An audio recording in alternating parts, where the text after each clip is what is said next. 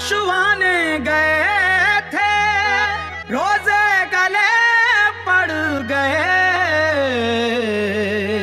एक बार पुलिस मेरे हाथ में आ जाने दो, मैं इन 2-4 लोगों को जेल में बंद करूंगा। ये ऑन कैमरा स्टेटमेंट था दिल्ली के सीएम अरविंद केजरीवाल जी का। अपने यहाँ की पुलिस तो हाथ नहीं लगी, लेकिन पड़ोसी राज्य की पुलिस उनके हाथ लग गई और फिर शुरू हुआ राजनीति का गंदा खेल।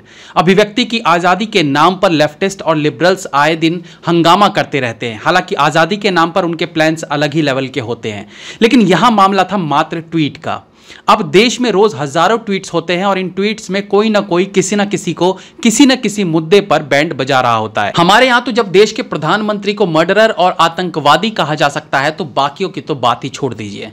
तो दिल्ली के चीफ मिनिस्टर साहब पर कुछ भड़काऊ कमेंट्स करने पर और कुछ सवाल करने पर सीएम साहब तिलमिला गए और उन्होंने तजिंदर पाल सिंह बग्गा के खिलाफ पंजाब में एफआईआर दर्ज करवाई, जिसमें उन पर भड़काऊ ट्वीट्स, वायलेंस भड़काने का, कम्युनल प्रोवोक स्टेटमेंट्स आदि के लिए एफआईआर दर्ज किया जाता है। हालांकि तजिंदर पाल सिंह बग्गा का सवाल और ट्वीट केजरीवाल जी के लिए होता था, लेकिन इल्जाम उन पर लगाया जाता है माहौल खराब करने का, दंगे भड़काने आदि का।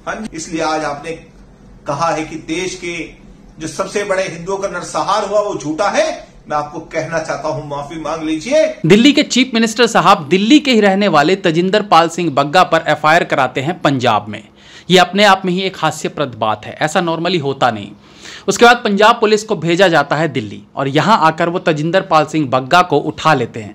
ऑफ कोर्स उठा लेना ही बोलेंगे, ये उठा लेना शब्द 2 समय पर यूज किया जाता है। एक तो पुलिस द्वारा तब यूज किया जाता है जब वो किसी बड़े अपराधी या आतंकवादी को चुपचाप पकड़ते हैं, ऐसे वक्त में अक्सर सुनने को मिलता है उठा लिया। दूसरा किडनैपर्स के लिए यूज होता है जो इलीगल तौर पर किसी को घर से किडनैप कर लेते हैं। अब यहां तजिंदर पाल सिंह बग्गा कोई आतंकी या हिस्ट्री शीटर तो है नहीं, तो उन्हें क्यों उठाया जाता है? तो यहां पर दूसरा टर्म यूज होता है किडनैपिंग, जो पंजाब पुलिस दिल्ली में आकर कर रही थी।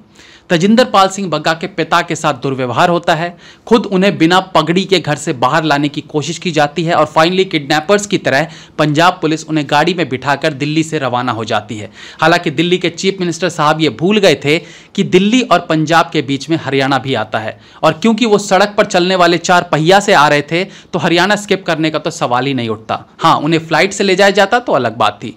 अब पंजाब पुलिस को हरियाणा के कुरुक्षेत्र में हरियाणा पुलिस द्वारा दबोचा जाता है। अब यह दबोचना शब्द भी एक ही मौके पर आप सुनते होंगे, जब शेर हिरन को दबोचता है। यहां भी मामला कुछ ऐसा ही था। हरियाणा पुलिस ने पंजाब पुलिस को दबोच के थाने में बिठा लिया। जो पंजाब पुलिस गिरफ्तार करने आए थे वो हरियाणा पुलिस द्वारा खुद गिरफ्तार हो गए, यानी शिकारी खुद यहां शिकार हो गया।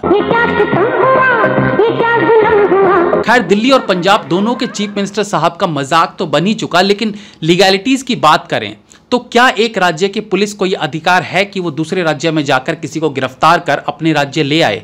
एज पर रूल्स अगर एक राज्य की पुलिस दूसरे राज्य में किसी को गिरफ्तार करने जाती है तो उस राज्य में जाने से पहले वहां की लोकल पुलिस से कांटेक्ट में रहेगी और उन्हें अपने साथ एफआईआर की ट्रांसलेटेड कॉपी और बाकी जरूरी डॉक्यूमेंट्स साथ में लेकर जाना होता है। उस राज्य में पहुंचकर सबसे पहले पुलिस को वहां की लोकल पुलिस को इन्फॉर्म करना होता है और सारी डिटेल्स देनी होती है कि उनके आने का कारण क्या है, उन्हें किस एरिया से किसको क्यों गिरफ्तार करना है। पुलिस द्वारा व्यक्ति को दूसरे स्टेट में ले जाने से पहले उसे अपने लॉयर से बात करने का मौका दिया जाता है। गिरफ्तार करने के बाद फिर से दूसरे राज्य की पुलिस को लोकल थाने में जाकर डेली डायरी में एंट्री करनी पड़ती है कि वो कहां से किस आदमी को दूसरे स्टेट ले जा रहे हैं। अब क्योंकि व्यक्ति को गिरफ्तार कर दूसरे राज्य ले जाया जाता है तो ऐसे में वो अपने साथ अपने एक फैमिली मेंबर को ले जा सकता है जो दूसरे राज्य में लीगल असिस्टेंस दे सके। अब तजिंदर पाल सिंह बग्गा वाले केस में ये सब कुछ फॉलो नहीं किया गया था, और फॉलो करते भी कहां से? दिल्ली के चीफ मिनिस्टर को पहली बार तो पुलिस संभालने के लिए मिली थी। हालांकि वो पंजाब की पुलिस है, लेकिन केजरीवाल जी तो उसे अपनी जागीर मान बैठे हैं और बिना किसी रूल्स को जाने पंजाब पुलिस को दिल्ली में तजिंदर पाल सिंह बग्गा को अरेस्ट करने भेज दिया जाता है। बट सारा मामला टाई टाई फिश हो गया। इस तरह की सिचुएशन सुशांत सिंह राजपूत वाले मामले में भी देखने को मिली थी, जब बिहार पुलिस सुशांत सिंह केस में महाराष्ट्र पहुंची थी। अब एक बड़ा और सबसे अहम प्रश्न उठता है कि अरविंद केजरीवाल के पास अभी केवल पंजाब पुलिस हाथ लगी है, तो वो उससे अपने सारे दुश्मनों को पकड़वाने का काम करने में जुट गए हैं। सोचिए कि अगर दिल्ली पुलिस उनके हाथ में होती तो आज क्या स्थिति हो जाती।